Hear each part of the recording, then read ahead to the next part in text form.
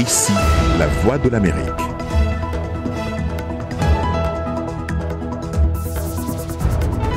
Mesdames, Messieurs, bonsoir. Bienvenue dans Le Monde aujourd'hui. On commence par les titres de cette édition. Cesser le soutien militaire aux fractions en guerre en Libye et sanctionner ceux qui violent l'embargo sur les armes. Voilà quelques-unes des résolutions qui ont été évoquées au sommet sur la Libye tenu hier à Berlin. Le sous-secrétaire d'État américain aux affaires africaines est à Bangui. Tibor Nagy est venu parler des questions humanitaires. C'est le plus haut responsable américain à se rendre dans le pays depuis 2016. Ici aux États-Unis, veillée d'armes pour les protagonistes au procès en destitution du président Donald Trump. Les débats s'ouvrent demain au Sénat.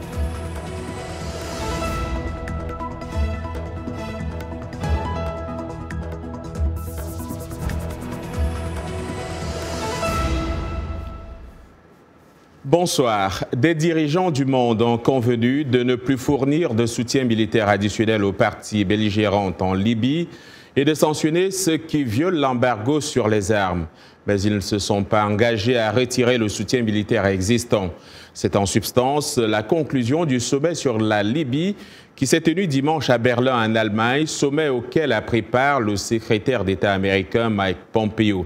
Objectif, engager un nouvel effort de paix en Libye où le général Khalifa Haftar défie le gouvernement soutenu par les Nations Unies à Tripoli. C'est un reportage de Sleti Karok. Le récit est d'Irénée Herman Umbo. À l'issue du sommet de dimanche, la chancelière allemande Angela Merkel a déclaré que tous les participants, y compris les partis ayant des intérêts dans le conflit libyen, ont convenu que la paix ne peut y être réalisée que par des pourparlers et non par le recours à la force militaire. Nous devons nous assurer que toutes les parties qui sont en quelque sorte liées au conflit parlent d'une seule voix. C'est l'objectif de la conférence d'aujourd'hui. Ainsi, les partis en Libye comprendront aussi qu'il n'y a qu'un seul moyen de trouver une solution et qui n'est pas militaire. Et nous avons obtenu ce résultat. Le sommet a été convoqué à la suite de l'effondrement d'une trêve provisoire négociée par la Russie et la Turquie il y a une semaine. Le président turc Recep Tayyip Erdogan a remercié Sarraj d'avoir accepté le cessez-le-feu. Il a aussi exhorté le général Haftar à faire de même. Pour que les autres phases du processus politique et de la solution soient mises en œuvre, il est nécessaire que Haftar mette fin à son attitude agressive. Selon des médias, les forces de Haftar ont bloqué samedi les exportations de pétrole des principaux ports. Dimanche, alors que la conférence se tenait à Berlin, elles ont fermé les pipelines en Libye. Le pétrole est l'une des principales sources de revenus du pays. Le Premier ministre britannique Boris Johnson a déclaré que le peuple libyen avait suffisamment souffert dans ce qu'il a appelé un conflit par procuration. Les conflits de procuration ne se terminent que lorsque les mandataires externes décident d'y mettre fin. Donc, il est temps maintenant d'aller de l'avant et de rassembler la Libye sous l'égide de l'ONU. Pendant que les dirigeants échangeaient leur point de vue à Berlin, des participants des deux camps en Libye s'exprimaient également à travers des manifestations. Une attaque qualifiée d'extrêmement violente contre une base humanitaire des Nations Unies a été menée au Nigeria par des djihadistes au cours du week-end dans une ville reculée près du Cameroun, région en proie aux insurrections de Boko Haram et du groupe État islamique en Afrique de l'Ouest. Des combattants islamistes sont arrivés samedi soir en Gala à bord de camions équipés de mitrailleuses lourdes et ont attaqué le centre de coordination humanitaire proche d'un camp de déplacés où 55 000 personnes ont trouvé refuge.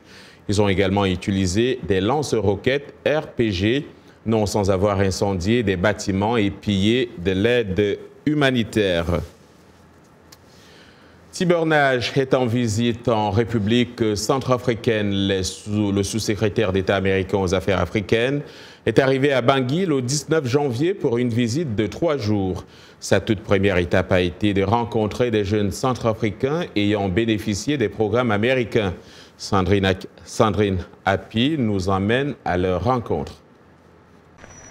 Tibor Nagy est le plus haut responsable américain à se rendre en République centrafricaine depuis 2016.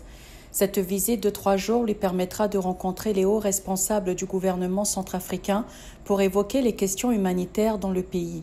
Les États-Unis étant le plus grand donateur en République centrafricaine. Nous sommes très impliqués ici. Nous voyons où nous pouvons être utiles. Nous essayons d'être utiles à travers les Nations Unies avec les forces de maintien de la paix. Nous travaillons aussi avec la société civile.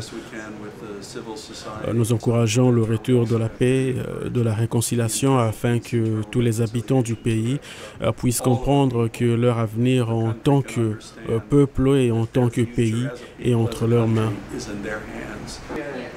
Dès son arrivée et pour marquer les 10 ans du programme YALI, le responsable américain a tenu à rencontrer les jeunes alumni des programmes américains afin d'évaluer l'impact de ces formations dans leur parcours professionnel. Rencontrer les jeunes renforce mon éternel optimisme pour l'Afrique. Lorsque je visite chaque pays, je suis de plus en plus impressionné par la jeunesse et les jeunes d'Afrique. Ils sont vraiment l'avenir.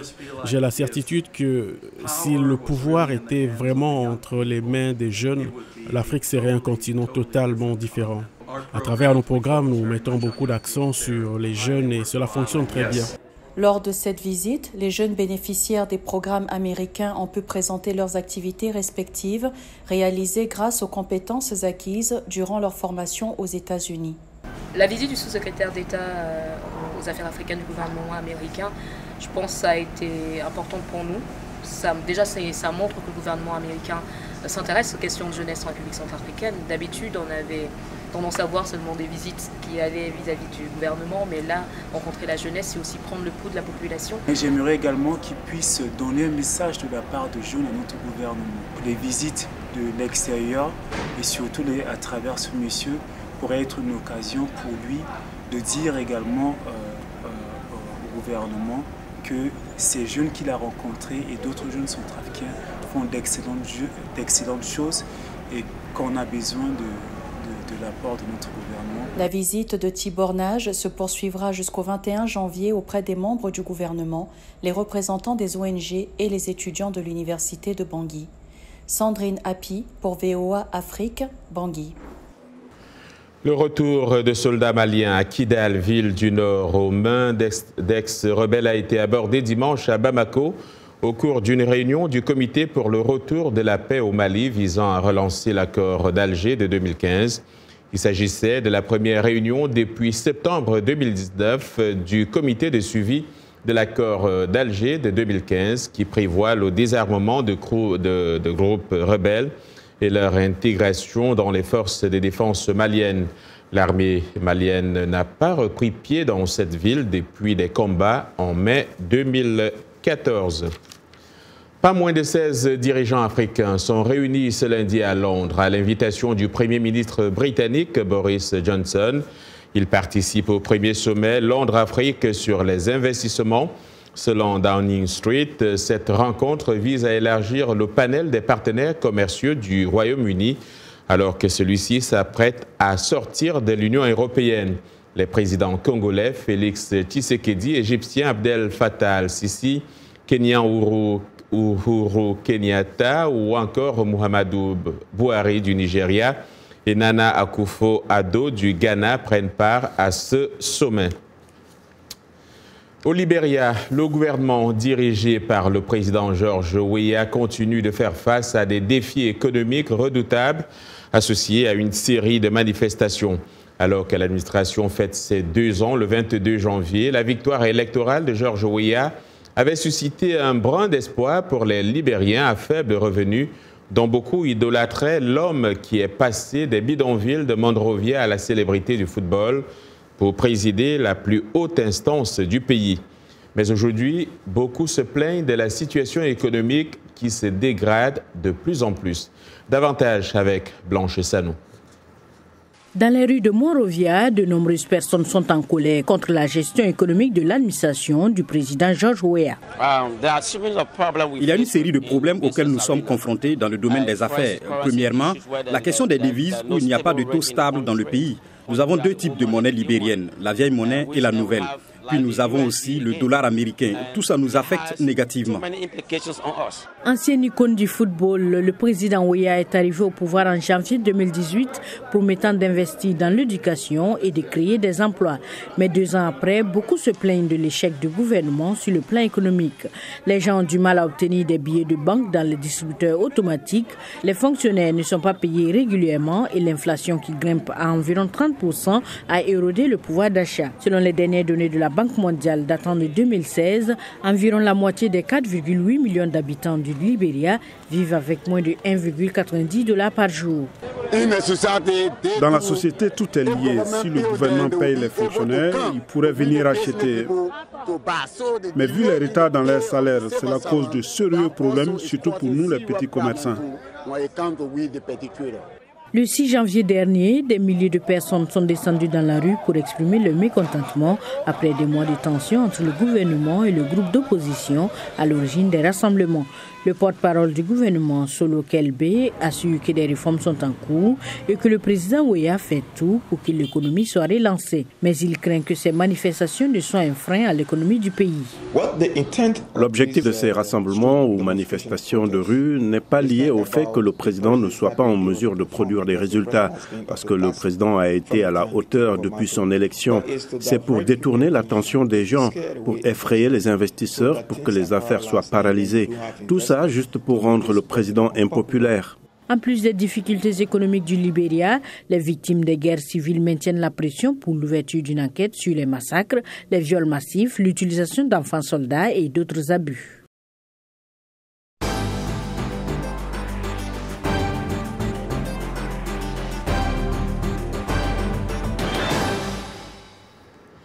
Le procès en destitution du président Donald Trump commence demain au Sénat sous contrôle républicain.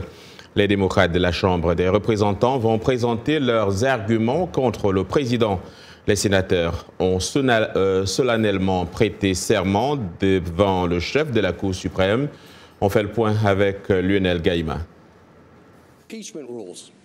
Que tous les sénateurs se lèvent ou restent debout et lèvent la main droite. John Roberts est entré dans l'histoire jeudi dernier au Sénat. Il a assermenté les femmes et les hommes qui seront les jurés dans le procès du président américain. Après celui d'Andrew Johnson en 1868 et Bill Clinton en 1998, ce sera le 3e procès d'un chef de l'exécutif dans l'histoire des États-Unis. Les sénateurs ont prêté serment d'impartialité, mais le leader républicain du Sénat, Mitch McConnell, a révélé qu'il travaille main dans la main avec la Maison-Blanche. Imaginez que vous êtes un juré et le juge entre dans la salle d'audience et dit « Regardez, j'ai été en consultation avec l'accusé et nous avons convenu que je ne laisserai pas l'accusation appeler des témoins. Je ne laisserai pas l'accusation montrer un seul document. Aucun juré n'a jamais entendu ce genre de choses venant d'un juge, car ce serait absurde. » Le président Donald Trump a de nouveau répété qu'il n'a rien fait de mal lors d'une conversation téléphonique en juillet avec le président ukrainien dans lequel il semblait demander une enquête sur un rival politique. À l'époque, le président Donald Trump avait bloqué 400 millions de dollars d'aide militaire à l'Ukraine approuvée par le Congrès. L'équipe de défense du président fait valoir que la mise en accusation et le procès n'auraient jamais dû avoir lieu car l'aide à l'Ukraine a finalement été débloquée sans l'ouverture d'une enquête sur Joe Biden et son fils Hunter. Quand vous avez quelqu'un, par exemple, qui est inculpé pour crime, nous supposons que vous avez beaucoup de preuves. Et c'est ce qui s'est passé ici. Vous avez beaucoup de preuves, cela peut aller dans les deux sens, mais le vote visait une mise en accusation pour abus de pouvoir, ce qui ne correspond pas aux critères constitutionnels pour la mise en accusation.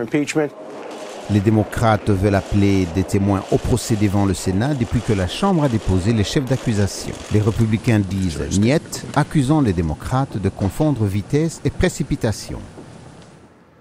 Et puis le chef de la diplomatie américaine, Mike Pompeo, a appelé ce lundi la communauté internationale à continuer de soutenir les efforts pour en finir avec la tyrannie du président vénézuélien Nicolás Maduro. Monsieur Pompeo, qui a entamé en Colombie sa 7e tournée en Amérique latine et dans les Caraïbes, a ajouté que Washington continuerait à travailler pour rétablir la démocratie au Venezuela.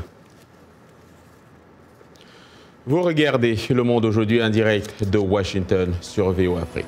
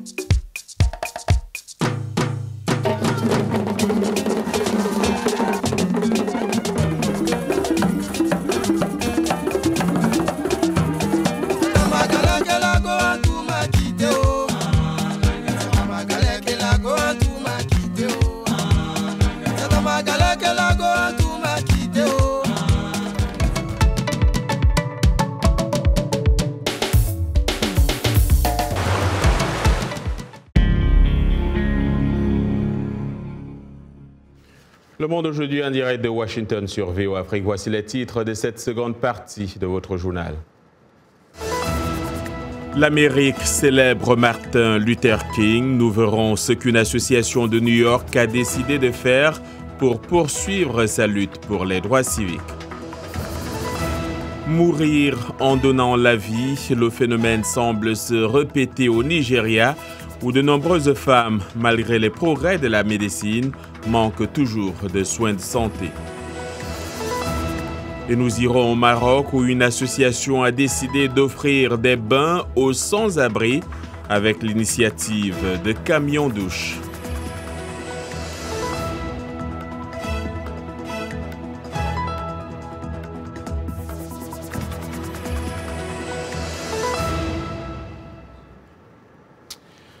Au Nigeria, elle continue de mourir en donnant la vie. De nombreuses femmes sont décédées pendant l'accouchement et beaucoup d'enfants meurent immédiatement après la naissance. Et ce, malgré les progrès de la médecine. Suivant ce reportage de Gilbert Tamba dans un camp de déplacés où les femmes n'ont pas accès aux soins médicaux durant leur grossesse. Ngassi Nebo et son équipe de 5 infirmières sont venus aujourd'hui dans le camp de déplacés de Kujinkoro, à la périphérie d'Abuja, la capitale fédérale du Nigeria. Pour cette journée de consultation, l'infirmière et sa suite occupent des conteneurs offerts par la fondation Nelson Mandela. Devant quelques dizaines de femmes enceintes, elles discutent des règles et leur donnent des conseils élémentaires à suivre pendant la période prénatale. La jeune infirmière se considère toujours en mission de sauvetage. Elles n'ont pas d'opportunité d'effectuer leurs consultations prénatales. Cette période est la plus importante pour s'occuper de la femme et de son bébé qui doit naître. Donc nous avions décidé d'offrir à ces communautés au moins 4 différents services de prise en charge, ce qui représente la base établie par l'OMS. Chassées de leur ville et villages d'origine dans le nord-est du Nigeria, ces femmes dans ce camp de plus de 3000 déplacés n'ont pas accès à un centre de santé ni à des soins réguliers. Nous sommes allés à l'hôpital et le médecin a dit qu'il y avait un problème. Je ne peux pas accoucher jusqu'à ce qu'une césarienne soit effectuée parce que les jumeaux sont mal positionnés et je pourrais mourir pendant l'accouchement. J'ai accepté la césarienne et l'un des jumeaux est décédé pendant l'opération, mais l'autre a survécu. Difficile de dire qu'il ne fait pas son travail, mais un problème sérieux au Nigeria, c'est la concentration de la majorité des travailleurs du secteur de la santé dans les milieux urbains. Les femmes enceintes sont souvent obligées de parcourir des kilomètres à pied ou à moto pour se rendre dans une structure sanitaire. Quand le moment d'accoucher est venu pour moi, je suis allée à l'hôpital. Les douleurs ont duré toute la journée. Je pensais que j'allais mourir. Juste avant 16 heures, j'ai accouché d'un petit garçon et il est mort instantanément. Au Nigeria, plus de 100 femmes meurent chaque jour pendant l'accouchement selon l'UNICEF. Entre 86 et 90% des femmes dans les zones rurales sont obligées d'accoucher à la maison. Il nous revient plus en forme que jamais. Lui, c'est Yacouba Ouedraogo et c'est pour parler de sport. Bonsoir Yacouba. Bonsoir John et bonsoir à tous. Ravi de vous retrouver. Attilio Viviani est le premier maillot jaune de la 15e édition de la Tropical Amissa Bongo. Nous parlons de cyclisme. L'Italien a réglé le peloton au sprint au terme de la première étape courue entre Bitam au Gabon et Eboloa au Cameroun, 149 km. Il s'est imposé devant le Français Lorenzo Manzin et l'Érythréen Biniyam Guermé. La Tropical 2020 se poursuit demain avec la deuxième étape entre Bitam et OM, longue de 110 km. Football avec le tirage au sort des éliminatoires de la Coupe du Monde 2022 qui aura lieu demain au Caire en Égypte. Donc, la CAF a présenté les pots, 40 équipes reparties en 10 groupes de 4 chapeaux. Dans le premier figurent les ténors dont l'Algérie, le Sénégal, le Nigeria, l'Égypte ou encore le Cameroun, tout comme la République démocratique du Congo. Dans le pot numéro 2, on retrouve entre autres le Burkina Faso, la Côte d'Ivoire ou encore l'Afrique du Sud. Le pot 3 n'est pas moins intéressant, avec des pays comme Madagascar, la Mauritanie, la Libye, la République centrafricaine ou le Niger. Et enfin, les petits poussets comme l'Angola, le Togo, le Libéria, entre autres, composent le pot 4. Toujours en football, Sébastien Desabre revient aux commandes au Wydad Athletic Club. Sans contrat depuis son départ de Pyramide FC en Égypte, Desabre s'est engagé pour 2 ans et demi en faveur de l'actuel dauphin de la Botola, entendez, le championnat marocain de première division. Il remplace le Serbe Zoran Manojlovic, limogé il y a quelques jours. C'est le second passage de l'ancien entraîneur de l'Ouganda au WAC. Déjà lors de la saison 2016-2017, il a fait un bilan de 9 victoires, 6 nuls et 1 défaite en 16 matchs. Et cette nouvelle, pour finir, Villarreal et l'Olympique lyonnais ont trouvé un accord pour le transfert de Karl Toko Ekambi. D'après AS, l'international camerounais est déjà présent à Lyon pour sa visite médicale, tout en confirmant les 20 millions d'euros fixés dans le cadre du prêt avec option d'achat de Toko Ekambi. Le quotidien espagnol indique qu'il s'agit bien d'une option d'achat obligatoire avec différents bonus liés aux performances du joueur et un possible pourcentage sur un futur transfert. Âgé de 27 ans, Toko Ekambi, formé au Paris FC, a évolué à Sochaux puis à Angers avant d'être transféré pour 20 millions d'euros à Villarreal en juin 2018. Il compte 6 buts en Liga cette saison. Voilà, c'est tout pour l'espoir. On se retrouve demain. Merci Yacouba. On se retrouve donc demain. Rendez-vous pris. À l'occasion de la journée célébrant le combat de Martin Luther King pour les droits civiques aux États-Unis, une association de New York a organisé un atelier d'art et de coloriage placé sous le signe de la lutte contre la violence armée.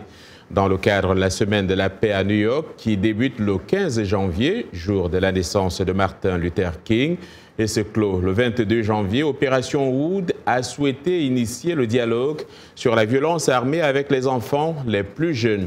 Plus de détails avec Dili Diko, notre correspondante à New York. Parce qu'il n'est jamais trop tôt pour expliquer aux jeunes que la violence et les armes ne sont pas des options viables, Operation Hood, une organisation qui œuvre à sensibiliser les adolescents et les jeunes adultes contre les activités de gang, a décidé d'organiser un atelier pour les plus petits. Des enfants de 5 à 12 ans qui comprennent déjà l'importance de parler de la violence pour s'en défaire. C'est important pour moi d'être ici aujourd'hui parce que cela reflète sur toute la société et beaucoup de gens sont d'avis que nous devons aider davantage notre communauté, nous devons arrêter la violence. Même si des ateliers comme celui-ci sont primordiaux pour avoir un impact sur les plus petits et freiner la violence dans les quartiers défavorisés, le cœur du travail des associations comme Operation Hood est la sensibilisation sur le terrain. Lorsque nous allons dans les rues, nous forgeons une relation avec la communauté et nous nous assurons de connaître les bonnes personnes, pas forcément les cibles, mais les gens nécessaires pour aider ceux qui sont affectés par la violence. Vous avez d'un côté les bons enfants et de l'autre ceux qui traversent des moments difficiles et qui ont besoin d'un accompagnement. Très souvent, ils ne peuvent pas obtenir ces conseils de leur entourage. Alors nous essayons de guider ces jeunes adultes ou ces enfants en leur offrant une alternative. À travers ces ateliers de dessin et de coloriage, Operation Hood espère donner aux enfants un exutoire car beaucoup d'entre eux ont assisté à des actes de violence armée. Les gens se bagarrent vraiment trop et au-delà de l'école, j'ai été témoin d'une fusillade. Je marchais dans la 28e rue avec ma mère et il y a eu un tas de tirs, de coups de feu. C'était vraiment effrayant. La mission d'Operation Hood a d'autant plus de résonance ces jours-ci puisque cette 10e semaine annuelle de la paix a pour objectif de combattre la violence armée en commémorant le travail de l'activiste non-violent Martin Luther King. Martin Luther King et la continuation de son héritage sont très importants car il y a tellement de chaos, non seulement à Coney Island, mais partout dans le monde. Vous savez, à un moment donné, nous devons commencer à y remédier parce que lorsque vous êtes pris dans le chaos, vous n'avez jamais l'opportunité de puiser dans votre véritable potentiel, votre humanité. Aider les enfants un par un en changeant les normes communautaires face à la violence armée et en leur apprenant à vivre et à penser de façon pacifique. Tel est donc le lourd défi que tentent de relever des associations de quartier comme Operation Hood. Retour sur le continent, première du genre en Afrique et dans le monde arabe, l'association Joud, qui signifie générosité en arabe, a lancé dans la capitale économique marocaine un camion douche qui effectue des tournées quotidiennes pour venir en aide aux sans-abri. Reportage à Casablanca de Sabrina Hakim. Chaque soir, les volontaires de l'association Joud se retrouvent quelques heures pour aider des sans-domicile fixe. Grâce à un système inédit, celui du camion-douche, les personnes qui vivent dans la rue se voient offrir une douche chaude, mais également un repas, l'accès à des soins médicaux, à un coiffeur, ainsi que des vêtements. Joud est une association à but non lucratif qui agit pour la dignité des sans-abri en leur offrant des repas chauds, des vêtements, des médicaments, des chaussures, des couvertures et aussi le bain. Au fait, on assure tous les besoins élémentaires d'un être humain afin de garantir sa dignité et permettre son insertion sociale. Pour une bonne organisation, l'association utilise un système d'identification des personnes grâce à une reconnaissance des empreintes pour l'enregistrement des bénéficiaires.